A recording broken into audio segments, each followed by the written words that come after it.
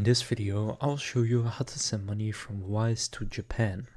To do this, go and open up Wise and just click on Send on the home screen. Then from here, click Add a Recipient. Now go and search for the Japanese yen. From here, you can then choose how you want to send money to the person in Japan.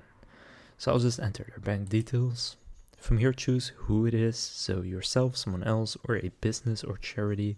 I'll say it's someone else. Then from here you can select if you know their bank details or not, and if you do, you can select whether you want to send to a local bank account or send through SWIFT. I'll use the local bank account.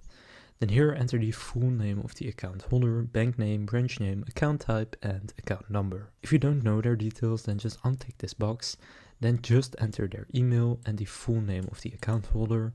Then they will receive an email where they can then enter the bank details themselves in order to still receive the money.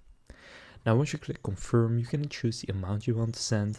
Then you can review all the details, and if it's correct, you will get to the payment page where you can select the payment method and actually go and pay for it.